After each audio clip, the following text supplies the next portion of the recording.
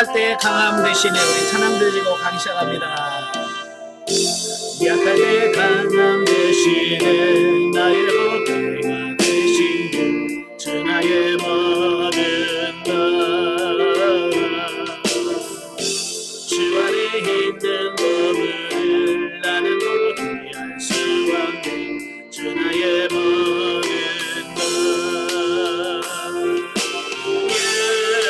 예수 어린 양 존귀하니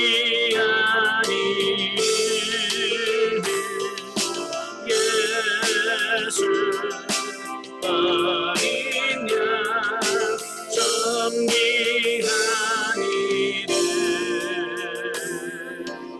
십자가 죄사하셨네. 주님의 이름 찬양해 주 나의 모든 것.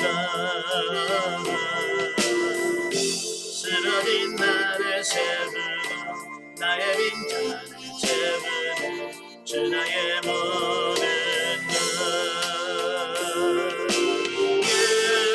예수 어린 양 존귀하니를 예수 어린 양 존귀하니를.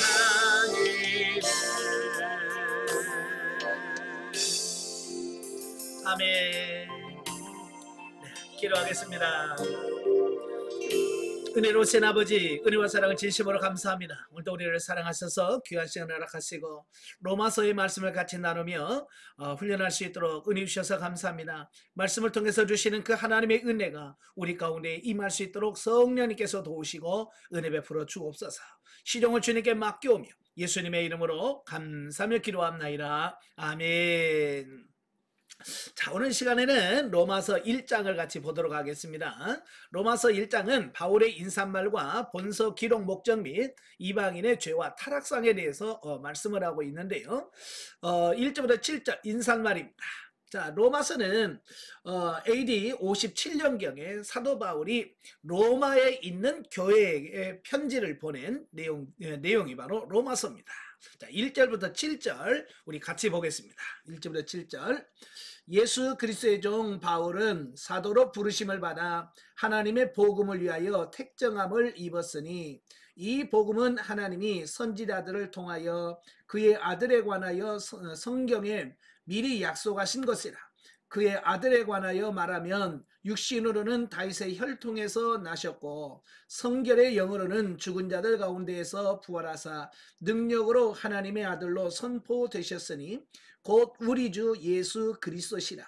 그로 말미암아 우리가 은혜와 사도의 직분을 받아 그의 이름을 위하여 모든 이방인 중에서 믿어 순종하게 하나니 너희도 그들 중에서 예수 그리스도의 것으로 부르심을 받은 자니라. 로마에서 하나님의 사랑하심을 받고 성도로 부르심을 받은 모든 자에게 하나님 우리의 아버지와 주 예수 그리스도로부터 은혜와 평강이 있기를 원하노라. 아멘. 자, 1절부터 7절은 인사말이에요. 그러니까 본달락은 그 서신서의 전형적인 서두 형식으로 수신자에 대하여 송신자인 바울이 자신을 소개하고 그들에게 문안하는 형식으로 되어 있습니다. 그러니까 사실 이 로마서는 서신서 형태를 취하고 있어요. 편지 형식을 띠고 있지만 사실은 단순한 서신이 아니라 논문집이라고 할 수 있어요. 예, 마치 논문을 쓰는 것처럼 체계적이고 아주 지식적으로 잘 이렇게 기록하고 있다라고 하는 거예요. 그래서 많은 분들은 성경을 뭐라고 말하냐면 성경의 보석이다 또는 성경의 꽃이다 라고 할 만큼 로마서는 우리 믿는 사람들에게 아주 귀중한 정보와 어떤 신앙을 우리에게 전수해주고 있다라고 하는 거예요. 예, 그래서 실제적으로는 그 내용에서는 복음에 관한 깊이 있는 해설과 신약과 구약과의 연결점 및 그리스도에 대한 심오한 신비와 더불어 믿음으로 구원에 이른다고 하는 구원의 원리를 소개하고 있다라고 하는 거예요. 자, 먼저 바울은 자신을 소개하면서 뭐라고 소개하냐면 예수 그리스도의 종이라고 소개를 하고 있어요. 자, 여기서 자기 신분에 대해서 말씀해 주고 있는데 자기 신분을 뭐라고 말하냐면 종이다. 예수 그리스도의 종. 여기서 말하는 종이라고 하는 말은 둘로스라고 하는 로마서 노예를 가리킵니다. 노예를 가리킬 때 둘로스 종이라고 말합니다. 예, 바울은 주님으로부터 자기 자신을 하나님이 자기를 부를 때에 하나님이 자기를 뭘로 부르셨다? 종으로 부르셨다. 이건 소명의 의식, 하나님이 왜 자기를 불렀는지에 대한 소명의식이 분명하다라고 하는 것을 보게 되어집니다. 그래서 사도 바울은 사역을 감당하면서 정말 최선을 다해서 이 사역을 잘 감당했거든요. 왜냐하면 자기 자신이 하나님의 종, 예수 그리스도의 종이라고 하는 자기 신분을 바르게 인식하고 있었기 때문에 그렇다라고 하는 겁니다. 또 자기 자신을 뭐라고 말하냐면 사도로 부르심을 받은 자라 이렇게 말씀해주고 있어요. 그러니까 종이라고 하는 것은 어찌 보면 소명을 의미한다면 여기서 사도라고 하는 것은 자기의 사명을 의미합니다. 이 사명은 내가 무슨 일을 할 거냐, 어떤 일을 할 거냐라고 하는 건데요. 바로 이제 오늘 저와 여러분들이 신앙생활하면서 내가 어떤 일을 할 거냐라고 하는 것을 아는 것이 굉장히 중요한 거예요. 근데 많은 성도들이 이 사명, 소명을 제대로 이해하지 못한 분들이 너무 많더라는 거예요. 예. 사명과 소명을 제대로 인지하지 못하고 신앙생활하는 사람이 너무 많아. 그래서 훈련받으면서 그걸 가르쳐줘도 그게 얼마나 중요한지를 몰라요. 그래서 훈련받는 분들에게 사명이 뭐예요? 소명이 뭐예요? 물으면 글쎄요 뭐라고 듣긴 했는데요. 이만큼 자기 사명과 소명을 잘 인식을 못한다면 그러니까 못 사는 거예요. 그래서 여러분도 자기 자신의 사명, 내 사명이 무엇이고 내 소명이 무엇인지는 정확하게 인식하고 살아야 내가 살 이유를 알게 되어지는 거예요. 자, 이는 그가 하나님의 복음을 전하기 위하여 전적으로 헌신된 자이며 또 그의 사도권과 전하는 복음이 신적 기원과 권위를 가지고 있음을 나타내기 위함이다 라고 하는 겁니다. 그러니까 자기가 자신이 내가 사도다라고 하는 것을 강조하는데 이 사도 바울이 자기의 사도권을 강조한 이유는 자기가 높다, 신분을 자랑하려고 하는 것이 아니라 자기가 전한 메시지, 자기가 전한 복음이 하나님의 말씀이다. 이걸 그들에게 믿게끔 하게 하기 위해서 자기의 사도권을 강조하는 거죠. 자, 예를 들어서 이런 거예요. 제가 목사로 임직을 받고 목사로서 이 설교를 하고 강의를 하니까 여러분들이 제가 하는 강의의 권위를 갖고 여러분들이 아멘하고 듣는 거잖아요. 그죠? 만약에 제가 목사 한 수 안 받고 평신도로 이걸 한다면 여러분들은 강의를 들으면서 아니 목사도 아닌 것이 왜 저렇게 설교를 하지? 라고 할 거예요. 그죠? 그러니까 여러분들은 제가 목사다라고 하는 것을 인정하고 이 강의를 듣는 거하고 목사도 아닌 사람이 라고 하는 그 감정으로 이 강의를 듣는 거하고는 다른 거예요. 그래서 사도 바울은 자기가 전한 복음이 하나님께서 주신 진짜 복음이다. 이것을 증명하고 이걸 믿도록 하기 위해서 자기의 나는 사도다. 하나님이 직접 나를 부르셨고 나를 보내신 사람이다. 이걸 강조하고 있는 거예요. 예. 다음으로 바울은 자신이 전하는 구원의 진리, 곧 복음은 구약에서부터 약속되어 온 하나님의 구원 계획이 성취된 것으로서 예수 그리스도의 성육신과 죽음 그리고 부활에 관한 것이라고 확실히 밝히고 있습니다. 그러니까 1절부터 7절 가운데는 복음이 뭐냐? 예, 복음이 뭐냐라고 하는 것을 증거하는데 복음은 뭐냐면 바로 복음이 예수 그리스도다. 예, 예수 그리스도가 복음인 거예요. 그래서 이 부분은 복음의 내용을 압축해 놓은 것으로 볼 수 있다. 그러니까 예수 그리스도 이 땅에 오심, 그리고 이 땅에서 사역하심, 그리고 이 땅에서 죽으시고 승천하신 이게 다 뭐냐? 그게 복음이라고 말이에요. 그걸 믿을 때 구원받는다는 거죠. 예, 끝으로 바울은 자신이 사도의 직분을 받은 것이 이방인들에게 복음을 전하기 위한 것임을 밝힙니다. 즉 이방인들로 하여금 예수 그리스도를 믿어 순종케 함으로 구원에 이르도록 하는 것이 자신이 이방인의 사도로 사명을 받은 바다라고 하는 것을 보게 되어집니다. 예, 그래서 빌립보서 1장 7절 8절에도 동일하게 자신이 하나님 자신을 이방인의 사도로 세우셨다라고 하는 것을 강조하거든요. 좀 전에 말한 것처럼 내 사명과 소명을 분명히 인식하고 깨달을 때 뭐요? 우리가 다른 데 가지 않아요. 예를 들어서 이런 거예요. 제가 목사로 하나님이 나를 부르셨다라고 하는 이 사명의식, 소명의식이 분명할 때 제가 딴짓하지 않아요. 예, 돈 벌러 갈까? 다른 일 할까? 뭐 이런 생각을 안 한다고 말이에요. 왜? 소명과 사명의식이 분명하기 때문에. 예, 그러나 그 사명의식이 분명하지 않으면 좀 힘들면 목사 그만두고 다른 거 할까? 이런 생각을 한다고 말이에요. 그러니까 사명, 소명의 의식이 얼마나 소중한지. 바울은 나중에 그가 결국은 순교까지 해요. 그 순교할 수 있었던 비결이 뭐냐? 자기의 사명, 소명 의식이 분명했기 때문에 나는 하나님의 사도로 부르심을 받은 자야 라고 하는 그 의식이 분명했기 때문에 그것 때문에 뭐요? 자기의 생명을 내바친다. 그래서 우리도 사명과 소명이 의식이 분명한 우리가 되어야 됩니다. 자, 8절부터 17절까지 봅니다. 8절부터 17절까지 보면 복음에 나타나는 하나님의 의에 대해서 말씀해 주는데요. 자, 8절부터 17절까지 같이 보겠습니다. 먼저 내가 예수 그리스도로 말미암아 너희 모든 사람에게 관하여 내 하나님께 감사함은 너희 믿음이 온 세상에 전파됨이로라. 내가 그의 아들의 복음 안에서 내 심령으로 섬기는 하나님이 나의 증인이 되시거니와 항상 내 기도에 쉬지 않고 너희를 말하며 어떻게 하든지 이제 하나님의 뜻 안에서 너희에게로 나아갈 좋은 길 얻기를 구하노라. 내가 너희 보기를 간절히 원하는 것은 어떤 신령한 은사를 너희에게 나누어 주어 너희를 견고하게 하려 함이니 이는 곧 내가 너희 가운데서 너희와 나의 믿음으로 말미암아 피차 아니함을 얻으려 함이라. 형제들아, 내가 여러 번 너희에게 가고자 한 것을 너희가 모르기를 원하지 아니하노니 이는 너희 중에서도 다른 이방인 중에서와 같이 열매를 맺게 하려 함이로되 지금까지 길이 막혔도다. 헬라인이나 야만인이나 지혜 있는 자나 어리석은 자에게 다 내가 빚진 자라.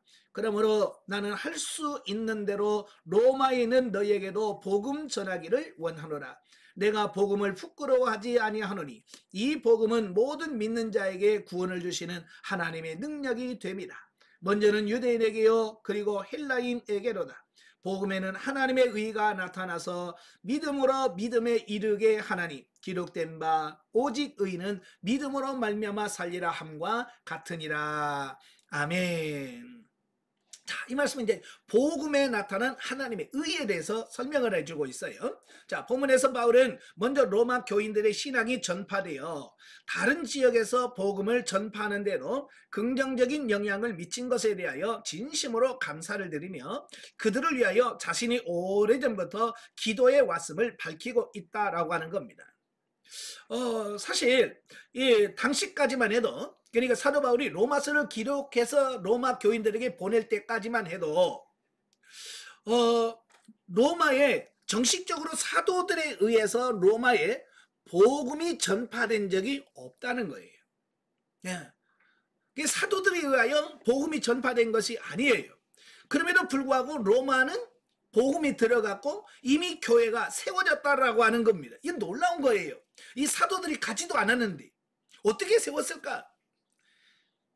이래 오순절에 예루살렘에 왔던 사람들이 성령을 경험하고 그들이 가서 세워진 그들에 의하여 세워진 교회가 바로 로마 교회라고 하는 겁니다. 이제 그걸 보면 대단한 하나님의 은혜인 거죠. 자, 우리나라도 비슷해요. 우리나라도 사실 본격적으로 선교사들이 들어온 때가 1884년 언더우드 목사와 아펜젤러 목사가 우리나라에 들어옴으로써 비로소 뭐가 되냐? 이제 우리나라 공식적으로 선교사가 들어와서 이제 복음화가 시작되어지는 겁니다. 그런데 우리나라는요 이미 선교사가 들어오기 전에 이미 우리나라에는 교회가 세워져 있었어요. 장대현 교회라고 이미 선교사가 들어오기 전에 이미 우리나라는요 성경이 번역이 돼 있었고 교회가 세워졌다는 거예요. 이게 세계사에서 참 드문 로마 교회와 매우 유사한 나라가 우리나라예요. 그래서 일본에서는 이수정이라고 하는 분이 성경을 누가복음 쪽복음이라고 하지 누가복음을 번역을 했고요. 저 만주 지역에서는 존 노스 목사님 선교사님하고 맥켄타이어라고 하는 선교사님이 우리 한국에서 한국 사람이 중국에 와서 장사를 하잖아요. 그죠? 만주에서 장사를 하는 그 사람 중에서 똑똑한 사람을 4명을 찾아요. 그 4명을 찾는데 그 4명이 누구냐면 이응찬, 백홍준, 서상윤, 김진기라고 하는 분을 똑똑한 한국 사람을 찾아요. 그래서 그들에게 중국어로 번역된 성경을 우리 한글로 번역을 합니다. 그래서 거기서 이미 신약 성경이 번역이 돼 있어요. 그러니까 우리나라에 선교사들이 들어오자마자 빠르게 복음이 전파될 수 있었던 부분이 뭐냐면 이미 한글로 된 성경이 번역돼 있었다는 거예요. 그래서 빠르게 이 한국이 또 이렇게 되었는데 바로 로마도 마찬가지예요.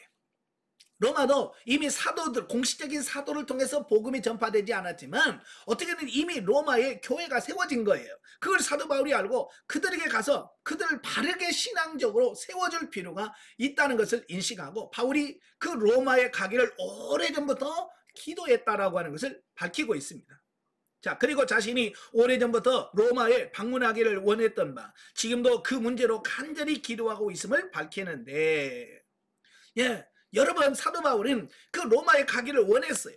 지금도 그 사도 바울의 마음은 로마서를 쓰고 있는 이 상황에서도 어때요? 로마에 가고 싶은 거예요. 이때가 언제냐면 3차 전도 여행을 마무리하고 이래 고린도에 약 3개월 동안 머물면서 고린도 교회의 문제를 마무리하면서 어쩌면 바로 로마로 가고 싶었을 거예요, 바울은. 그런데 마게도냐와 아가야 지방에서 예루살렘 교회를 돕기 위한 헌금을 모금했잖아요. 그죠? 그걸 예루살렘에다가 전달해야 될 사명을 갖고 있었어요. 그래서 바울은 그 고린도에서 로마로 바로 가고 싶었지만 그가 가지 못하고 예루살렘으로 가게 돼요. 그래서 자기는 못 가니까 대신 로마서를 기록해서 로마에다가 보낸 거예요. 자, 그러면 바울이 그토록 로마를 방문하고자 했던 이유가 뭘까? 왜 그렇게 로마로 가고 싶었을까라고 하는 거예요. 그 이유는 그들에게, 그러니까 로마 교인들에게 신령한 은사를 나누어 주기를 원했다라고 하는 겁니다. 신령한 은사를 나누어 주려고 했다라고 말씀해요. 자, 여기서 신령한 은사라고 하는 것은 뭘까? 성령의 능력을 말합니다. 그러니까 이런 거예요. 사도 바울이 3차 전도 여행 때 에베소에 갔었죠. 에베소에 가니까 에베소 교회에 12명이 모였는데 그들에게 어떤 현상이 일어나냐면 성령의 역사가 안 나타나는 거예요. 예, 성령을 못 받은 거예요. 그래서 너희가 믿을 때 성령을 받았느냐? 그러니까 그들이 뭐라고 그래? 아니, 우리는 성령이 있다는 소리도 못 들었다. 왜냐하면 성령의 은사를 경험해 보지 못한 아볼로에 의해서 전도받은 사람들이에요. 그래서 사도 바울이 그들에게 기도하고 안수하니까 성령이 임했죠.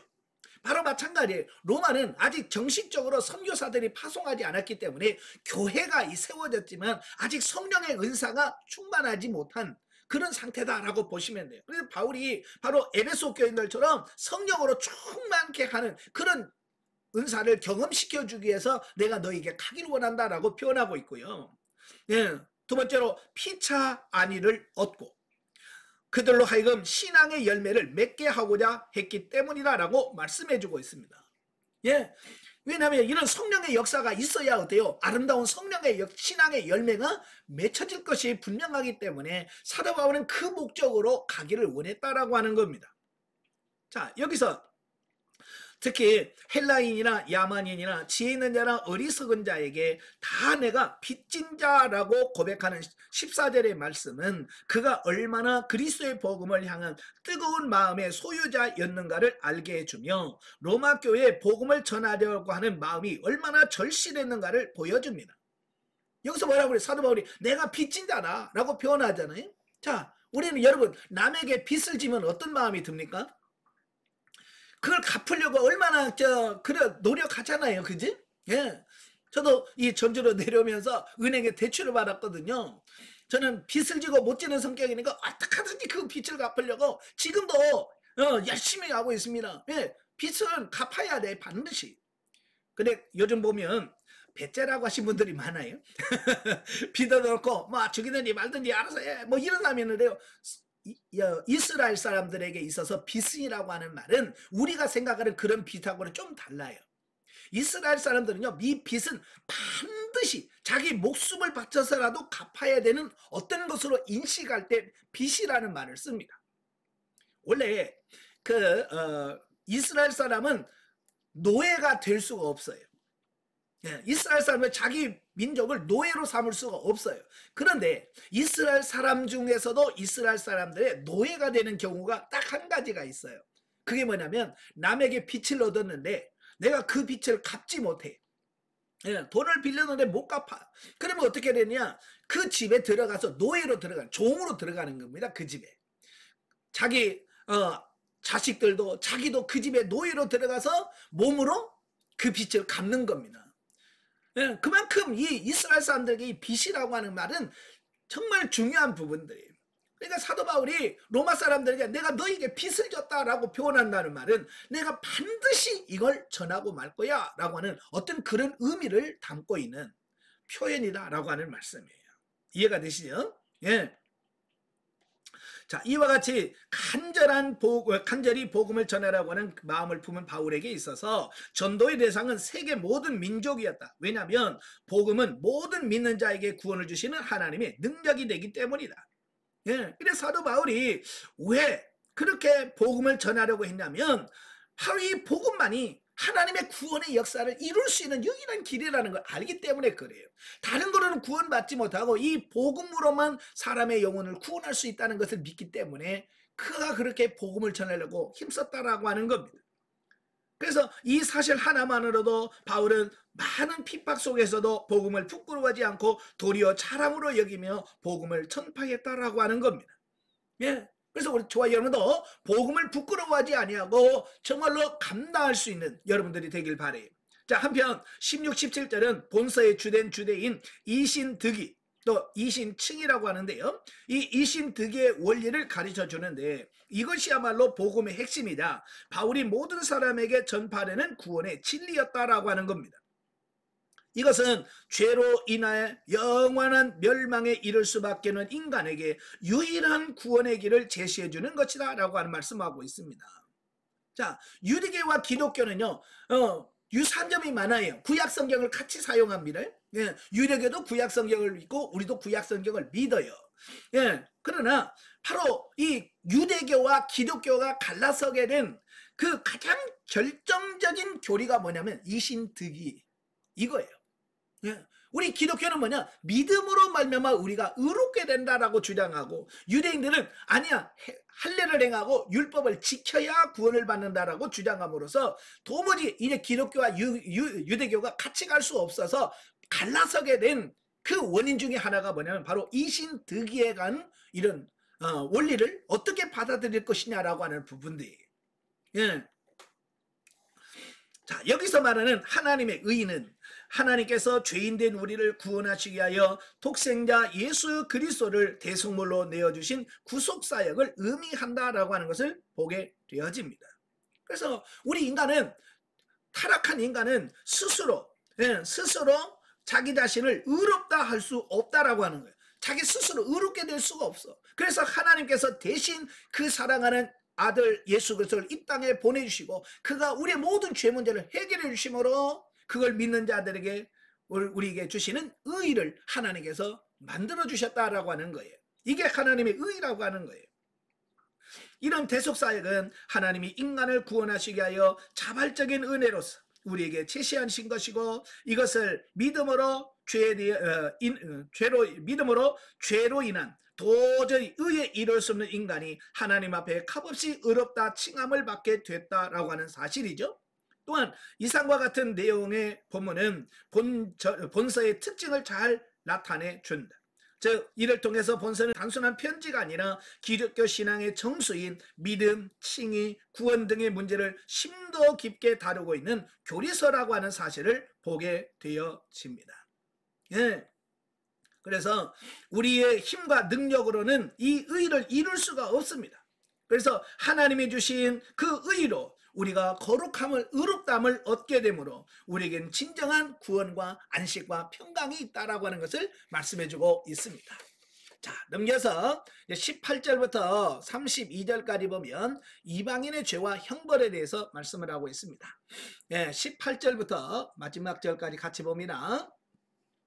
하나님의 진노가 불의로 진리를 막는 사람들의 모든 경건하지 않음과 불의에 대하여 하늘로부터 나타나나니 이는 하나님을 알만한 것이 그들 속에 보임이라.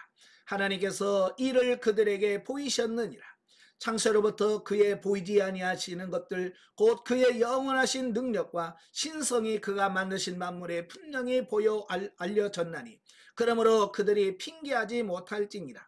하나님을 알되 하나님을 영화롭게도 아니하며 감사하지도 아니하며 오히려 그 마음이 허망하여지며 미련한 마음이 어두워졌나니 스스로 지혜 따나 어리석게 되어 썩어지지 아니하는 하나님의 영광을 썩어질 사람과 새와 짐승과 기어다니는 동물 모양의 우상으로 바꾸었느니라.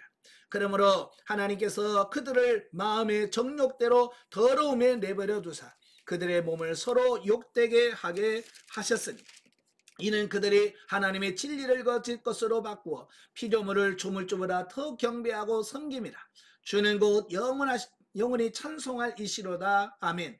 이 때문에 하나님께서 그들을 부끄러운 욕심에 내버려 두었으니 곧 그들은 그들의 여자들로 순리대로 쓸 것을 바꾸어 영리로 쓰며 그와 같이 남자들도 순리대로 여자를 쓰기를 버리고 자기를 향하여 음욕이 불릴 듯 하며 남자와 더불어 부끄러운 일을 하며 그들의 그릇 때문에 상당한 보응을 그들이 자신이 받았느니라.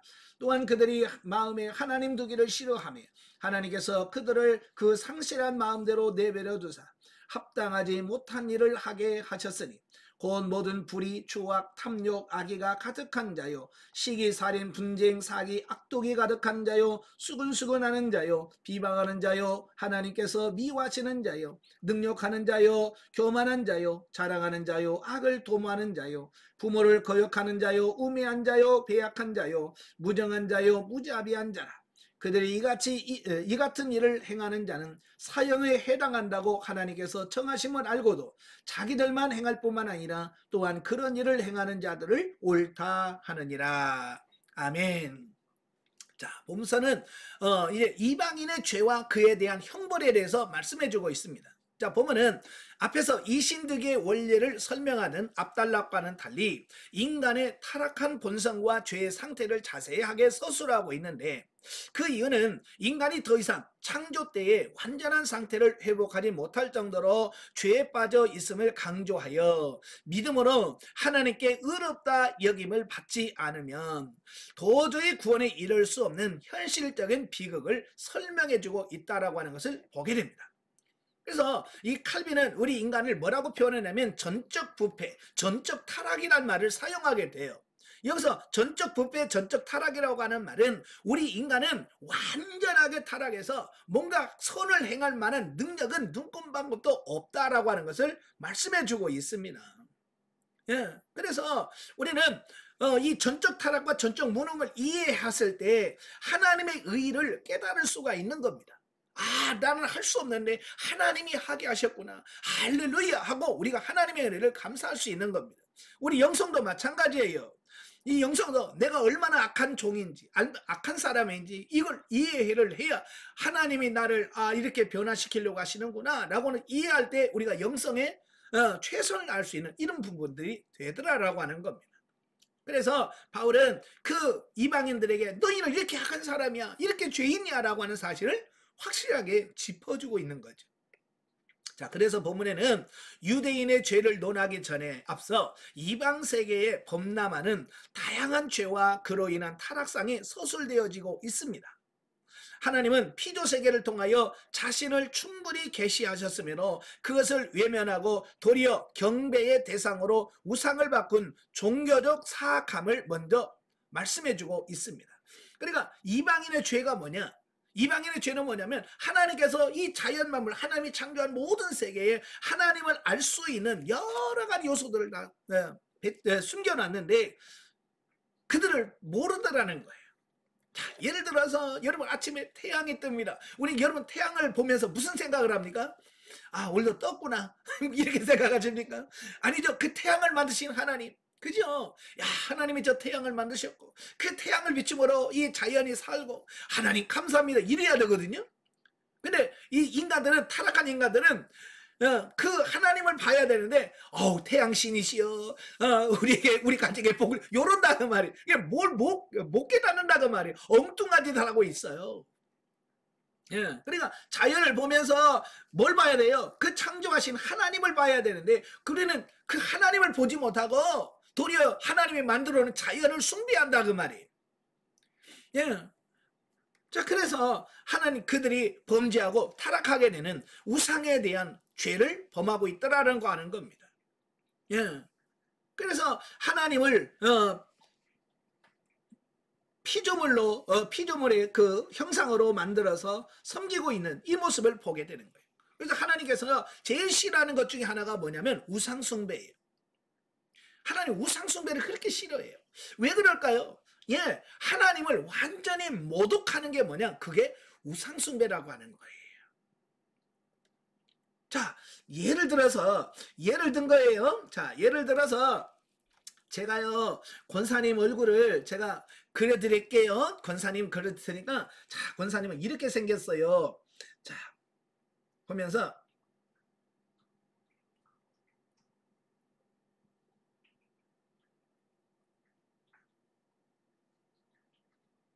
자, 이렇게 그려놓고, 이게 권사님이에요.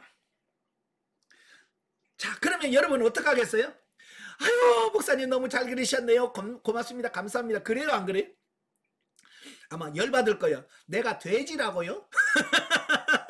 기분 나쁠 거예요. 야, 여러분, 인간인 우리도 이렇게 그려놓고 이게 당신이요? 그러면 열받는데, 만물을 창조하신 하나님이시잖아요. 그 하나님을 소로 만들어 놓고 이게 하나님이다. 그러면 하나님의 입장에서는 이건 진짜 모독하는 거예요. 그렇잖아요. 하나님 편으로 내가 소냐? 내가 곰이냐? 이럴 거예요.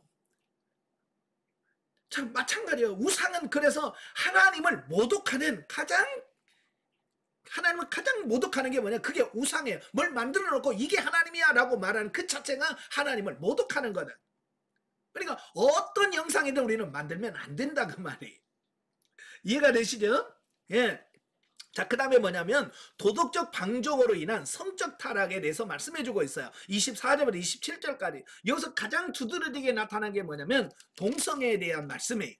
남자와 남자가 부끄러운 일을 하고 여자가 여자와 부끄러운 일을 하더라. 이거 동성애거든요. 자, 오늘날도 이 죄가 타락하고 가다 보면 결국은 어디까지 가냐면 동성애까지 와. 그래서 지금 전 세계가 지금 골머리 앓고 있는 게 뭐예요? 동성애에 관한 문제예요. 오늘날에도 우리나라도 지금 문제가 되어지는 게 뭐예요? 동성애에 관한 부분이에요. 그래서 지금 동성애를 합법화 시키자라고 하는 법안이 계속 올라오고 있고 우리가 반대하고 있거든요. 왜 그럴까요? 이 사람들이 죄를 짓다 가면 마지막에 짓는 죄가 동성애래. 이것은 종말이 다가왔다는 의미이기도 해요. 여러분, 소돔과 고모라 성이 왜 망했습니까? 예, 동성애예요. 하나님께서 그 소돔과 고모라 성을 심판하려고 보낸 천사들까지도 그들이 와가지고 뭐라고 그래? 그 사람 내보내라. 우리가 그와 상관하겠다라고 말하잖아요. 그 죄가 있었기 때문에 소돔과 고모라 성이 멸망을 했어요. 예. 오늘 우리도 마찬가지. 그래서 나만 안 하면 되지가 아니라 우리나라도 동성애가 합법화되지 않도록 위해서 여러분들이 기도하셔야 됩니다. 아시겠죠? 자, 그 다음에 그리고 완고함으로 저지르는 모든 죄악들이 28절 32절에 말씀해주고 있습니다. 그러면 모든 불의, 추악, 악독, 악의, 살인, 시기 이런 것들이 다 나오는데요. 자, 이런 죄악들. 그래서 이런 죄악들을 언급한 후에 하나님을 외면하고 철저하게 죄 가운데 거하는 인간들에 내긴 하나님의 심판은 뭐냐? 예, 하나님이 마지막 그들의 죄를 보고 결정을 해서 선포하는 게 뭐냐면 그 죄악된 상태 그대로 내버려 두는 것이었다. 예. 하나님께서 그들을 그냥 내버려 뒀어. 그냥 죄를 짓든지 말든지 내버려 뒀다고 말입니다. 우리는 범죄에도 가만히 있으니까 하나님이 한 계신가 보다 이렇게 생각하는데요. 이 육이라고 하는 것은 굉장한 징계 중에 하나예요. 여러분, 우리도 사랑을 하고 관심이 있으면 그에게 말합니다. 자녀들도 마찬가지예요. 어지간히 속 썩일 때는요, 부모가 그것 때문에 막 속 아프고 막 그래요. 그런데요, 너무 타락하면 뭐래? 난 오늘부터 너는 내 자식 아니야. 네가 죽든지 말든지. 이게 제일 무서운 거예요. 예. 예전에 그 경찰 분들이 나와서 그 말하는데 그런 거예요.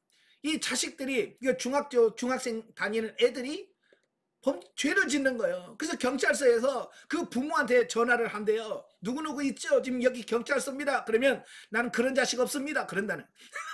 이게 얼마나 자식이 나쁜지만 골라면 부모가 나는 그런 자식 없습니다. 걔는 우리 자식 아닙니다. 라고 해서 와서 데려가라고 해도 안 온대요. 예, 이건 진짜 무서운 거거든요. 하나님도 마찬가지. 우리를 모른다. 난 너 몰라. 이 말은 무슨 말이야? 너는 그렇게 살다가 지옥이나 가. 그 얘기거든요. 근데 오늘 많은 사람들은 하나님의 징계가 없기 때문에 마치 자기들이 죄가 없는 것처럼 착각한다는 그 말이에요. 예, 절대로 하나님은 그러지 않으십니다. 예, 육이 자체가 뭐냐? 그게 무서운 거예요. 자, 이처럼 죄로 뭉쳐있는 인간의 본성을 적나라하게 증거해주는 본문은 우리로 하여금 구원에 관한 온전한 이해에 관심을 갖게 해준다라고 하는 겁니다.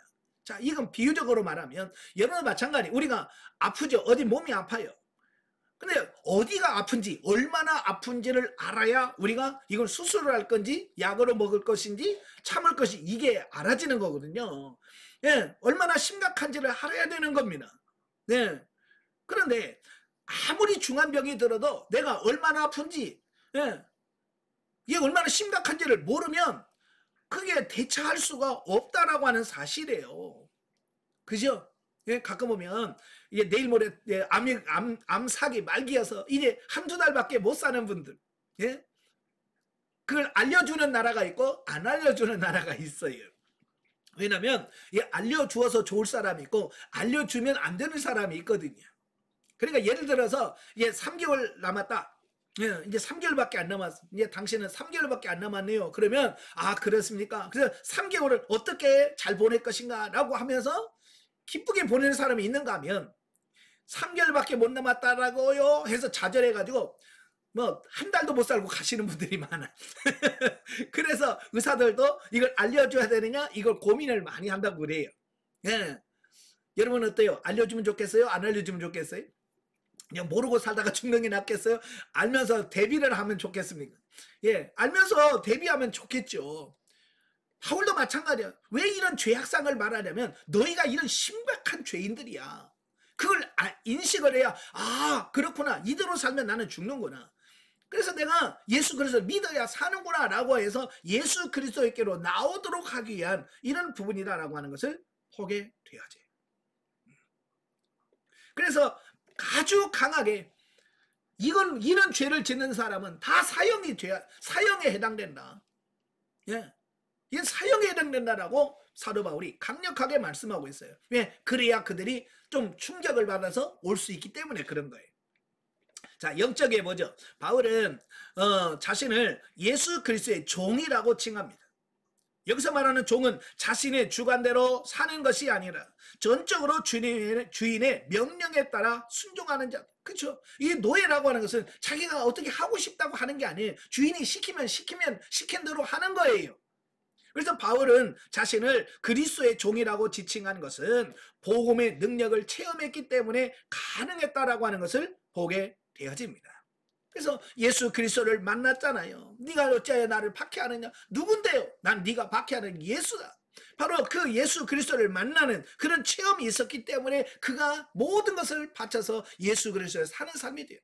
오늘날도 신앙생활하면서 그 예수님을 못 만나니까 겨우 한다는 게 뭐야? 예수 믿고 복이나 받고 예수 믿고나 뭐 육신이나 질병에서 치유 안 받고 어떤 여기다만 초점을 맞추는 기복신앙으로 빠져버리는 겁니다.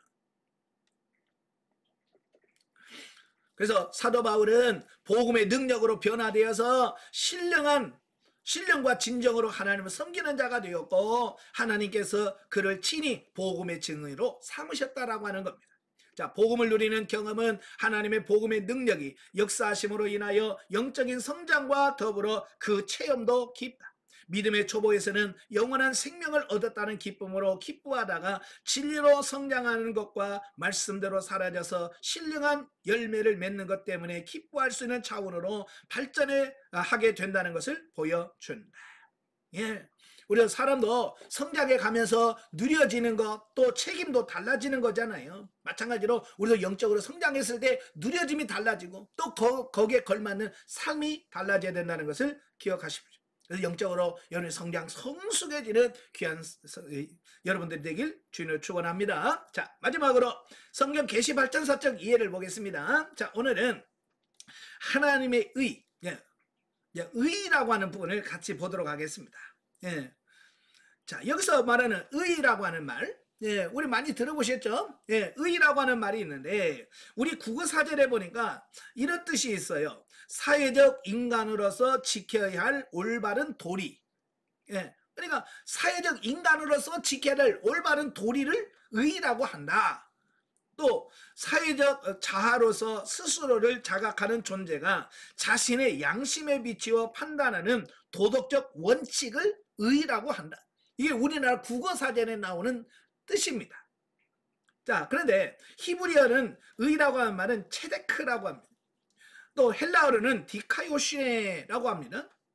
자, 이 모든 것은 다 의로 번역을 합니다. 우리 성경은 의이다, 하나님의 의라고 할 때 의자가 바로 이 히브리어의 체테크와 헬라어의 디카요시네를 번역한 말이에요. 자, 그런데 일반적으로 어떤 기준의 일치를 가리킨다. 이건 어떤 기준에 일치하는 것을 가리키고 그 기준은 인간의 내면적 성격에 관계된 것일 수도 있고 기존 율법의 객관적인 기준일 수도 있다. 그러니까 이 의라고 하는 것은 어떻게 그 기준을 정하느냐에 따라서 이게 기준이 달라질 수 있다라고 하는 거예요. 그죠? 그러니까 우리나라 사람들이 생각하는 의와 일본 사람들이 생각하는 의와 중국 사람이 생각하는 의와 저 북한 사람이 생각하는 의가 달라요. 기준점이 다르다라고 하는 거예요. 그래서 성경에 나오는 의가 세 가지가 나오는데요. 첫째가 뭐냐? 세상적인 의입니다. 세상적인 뭐냐? 일반 세상 사람들이 느껴지는 의다. 그래서 사람들이 저 사람 의인이야. 저 사람 참 의롭게 사네 라고 말할 때 예수 안 믿는 사람도 의롭게 산다라고 얘기합니다. 그래서 종종 뭐 의사자 뭐 이런 말을 쓰잖아요. 예를 들어서 불이 났는데 그 불구덩이 속에 뛰어들어가서 그 사람을 건져내고 자기가 죽는다든지 뭐 물에 빠진 사람은 건져내고 자기는 죽고 다른 사람을 살린다든지 그러면 사람들이 이 사람 참 의롭다. 그래서 의사자라는 표를 쓰거든요. 그 의자가 바로 이거예요. 이건 세상에서의 기준이에요. 그리고 또 자기의가 있습니다. 자기의. 자기가 생각했을 때 이건 옳은 일이야 라고 생각하는 자기의가 있어요. 그러니까 세상적 의, 자기의, 그리고 세 번째가 하나님의 의. 이게 하나님의 의, 하나님의 기준으로서의 의가 있다라고 하는 거예요. 자, 우리는 세상적인 의도 아니고 자기 의도 아니고 하나님의 의가 우리의 기준이 되어야 돼요. 아멘. 그래서 하나님의 의가 기준이 되어서 그 의에 맞춰 살려고 힘쓰고 애쓰는 그런 삶이 되어야 된다. 여기서 하나님의 의는 거룩한 하나님의 본질에 속해 있다라고 하는 것을 보게 되어집니다. 그래서 우리 인간에게는 이 하나님의 의가 전혀 없어요. 왜? 우리는 죄인이고 다 타락한 사람이기 때문에 이 하나님의 인간에게는 인간의 의는 전혀 없다라고 하는 거예요. 근데 우리는 뭐예요? 내가 조금 착한 일 했다라고 그래도 나는 착한 사람이야. 나는 의인이야 라고 생각한다 그 말이. 그래서 오늘 이 시간에 그 의에 대한 부분이 어떻게 시대를 거쳐가면서 이게 바뀌어지는가라고 하는 부분을 보도록 하겠습니다. 자, 1번 보시면 출애굽기 19장 5절 6절 보겠습니다. 출애굽기 19장 5절 6절.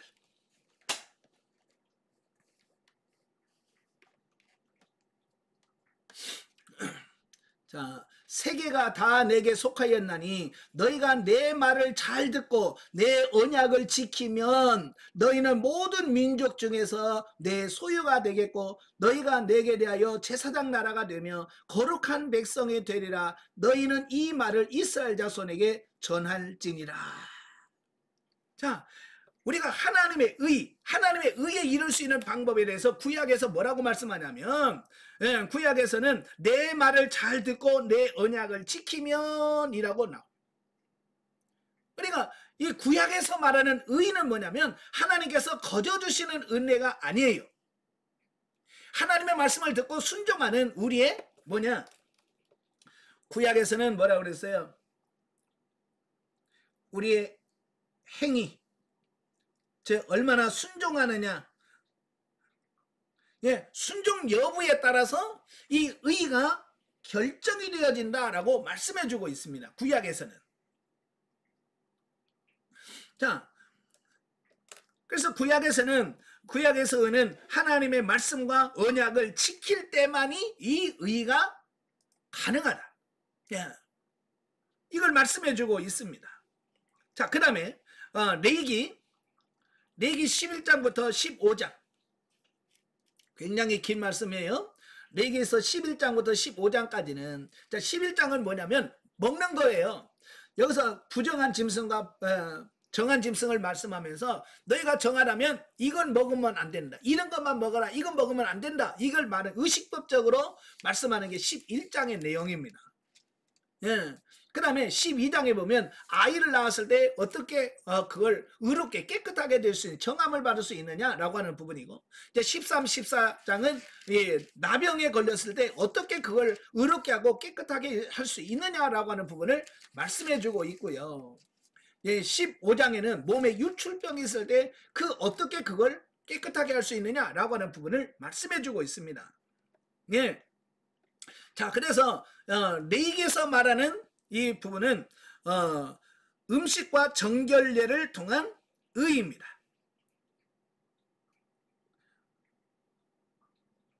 자, 의식법으로서 음식, 뭘 먹느냐,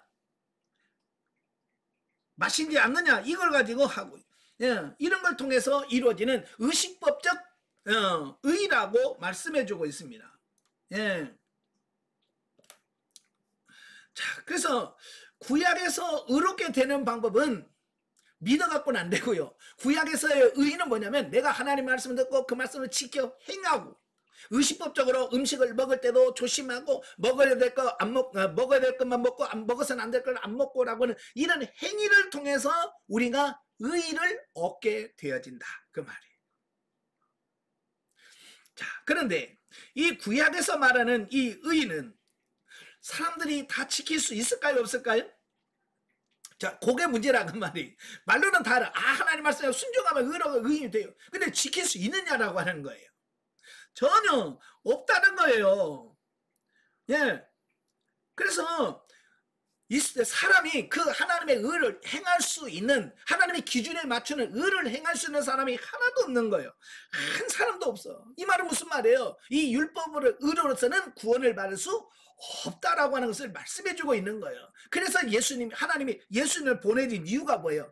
너희 스스로 의를 이룰 수가 없고 다 구원에 이를 수 없기 때문에 내가 예수 그리스도를 통해서 의의 길을 마련해 줄 테니까 그만 믿어. 그러면 내가 의롭게 만들어서 너를 구원해 줄게라고 하나님이 예수 그리스도를 예언한 게 구약이거든요.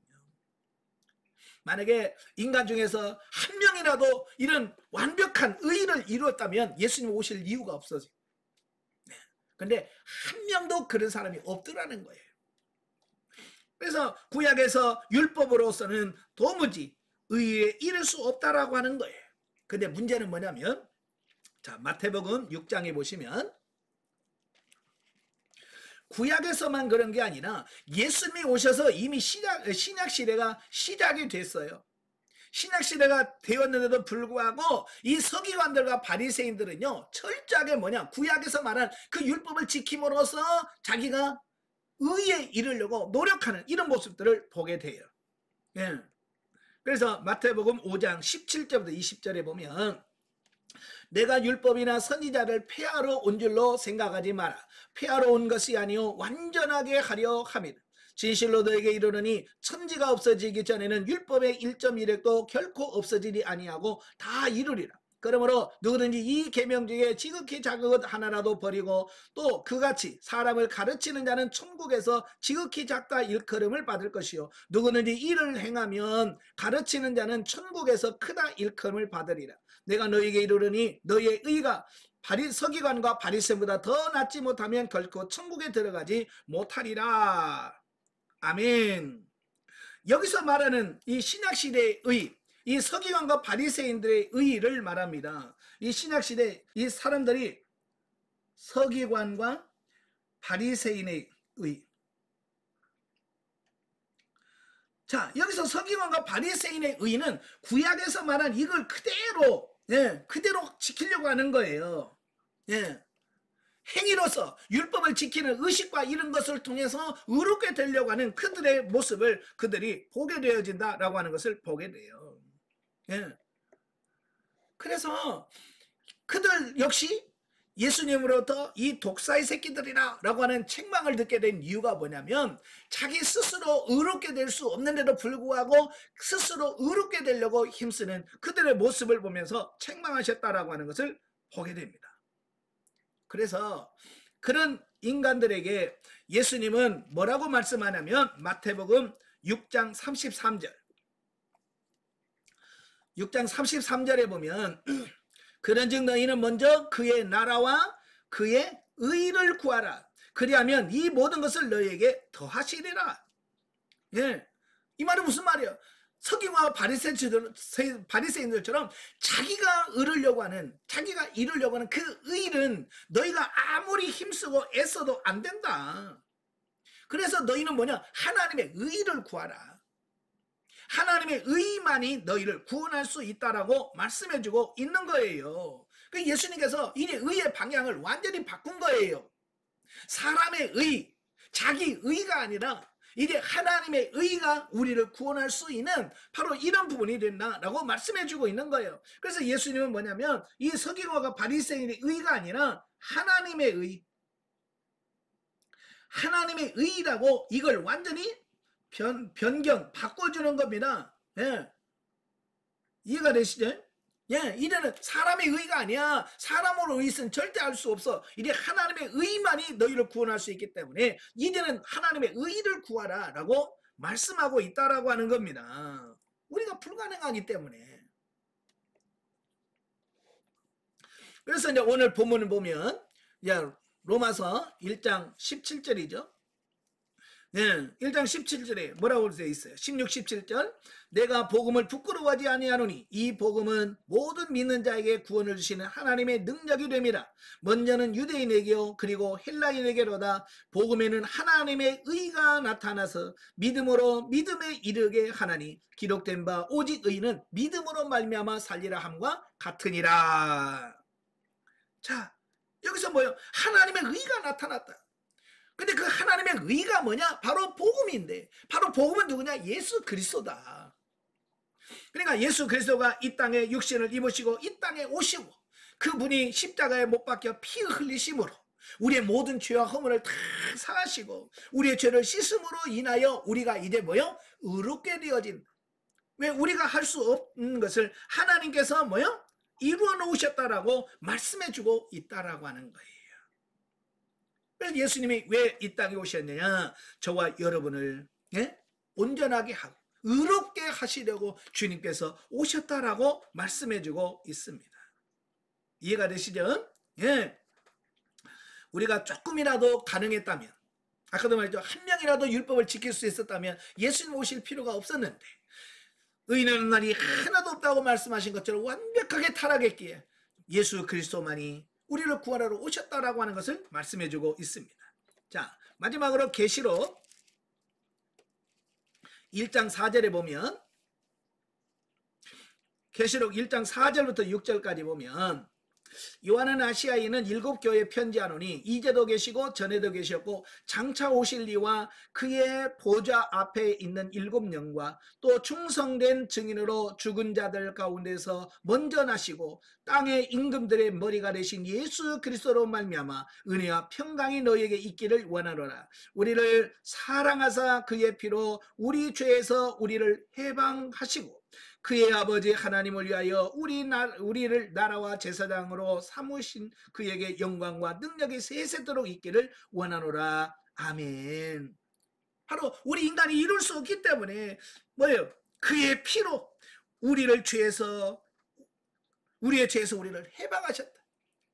우리가 할 수 없기 때문에 하나님께서 예수 그리스도를 통해서 이루어 놓으셨다라고 하는 것을 보게 되어지는 거예요. 그래서 결국 의인은 뭐냐? 예수 그리스도를 믿음으로 말미암아 우리가 얻어지는 의가 바로 하나님의 의다라고 말씀드릴 수가 있는 거예요. 이해가 되시죠? 자, 그래서 오늘 예수 그리스도가 오늘 우리들에게 말씀하신 성령 시대, 오늘 이 시대는 뭐예요? 예수 그리스도의 피로 이루어 놓으신 하나님의 의. 이게 뭐다? 복음이에요. 복음. 네. 그래서 복음만이 우리가 하나님의 의를 이룰 수 있는 유일한 길이 뭐냐? 복음이다. 이것이 현재까지 이루어지게 되고 언제까지 이루어지냐면 바로 새하늘과 새 땅에 이르기까지 이 하나님의 의는 지속되어질 거다라고 하는 겁니다. 그러면 오늘도 우리가 사람의 의, 율법의 의, 어떤 행위로 우리가 의롭다함을 받을 수 없다라고 하는 것을 기억하시고 하나님만 전적으로 의지하는 여러분 되시길 바래요. 자, 결론입니다. 우리의 힘과 능력으로는 의로워질 수 없고 오직 예수 그리스도를 통하여 주시는 하나님의 의가 우리를 거룩하게 하며 우리를 구원에 이르게 한다라고 하는 사실입니다. 자, 이 말을 들으면 이 초대교회에서 많은 사람들이 오해를 많이 했거든요. 예, 이제는 아무 짓도 안 해도 되네? 이제 뭐 그냥 살면 되네라고 생각할 수 있지만 여기서 이제 중요한 게 뭐냐면 우리가 의롭게 되는 것은 하나님의 전적인 은혜로 이루어져요. 쉽게 말하면 믿음은 하나님을 예수 그리스도를 믿음으로 우리가 의롭게 돼. 그런데 그 의롭게 된 그 상태를 계속 유지해야 되거든요. 네, 유지를 해야 되는데 이게 힘들어요. 그래서 이 하나님께서 우리를 의롭게 만들어 주신 그 의를 우리가 계속 유지하고 지키는 걸 다른 말로 뭐라고 말하냐면 그걸 성화라고 말해요. 성화. 아시겠죠? 그러니까 예수 믿고 나 의롭게 됐어. 거기서 끝이 아니라 이제 그때부터 우리가 예수 그리스도를 닮아가기 위한 성화의 과정을 거쳐가야 된다라고 하는 것을 보게 되어집니다. 그래서 오늘날 내가 의롭게 되는 것은 아니고 하나님의 의로 우리가 의롭게 되고 이제 내가 의롭게 되었기 때문에 내가 예수님을 본받고 예수님 닮아 예수님처럼 살려고 하는 이 훈련이 필요한데 그게 뭐냐? 영성 훈련이다 그 말이에요. 아시겠죠? 그래서 열심히 기도하시면서 그 하나님의 말씀대로 우리 자신이 변화돼서 하나님의 의를 이룰 수 있는 여러분 되시기를 주님으로 축원합니다. 네, 기도하겠습니다. 은혜로우신 아버지, 우리 인간은 전적 무능하고 전적 타락에 있어 하나님의 뜻을 이룰 수가 없고 하나님의 의에 대해서는 우리는 전혀 아무것도 할 수 없는 존재입니다.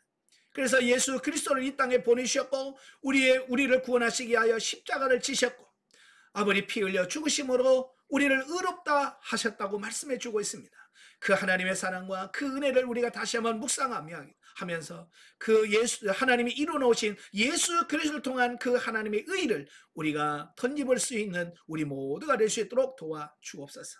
또한 의롭게 된 자가 정말로 날마다 거룩하게 되고 성화되어서 예수 그리스도를 닮아갈 수 있는 우리 모두가 되어지게 하옵소서. 예수님의 이름으로 감사하며 기도합나이다. 아멘. 하나님께 드립니다.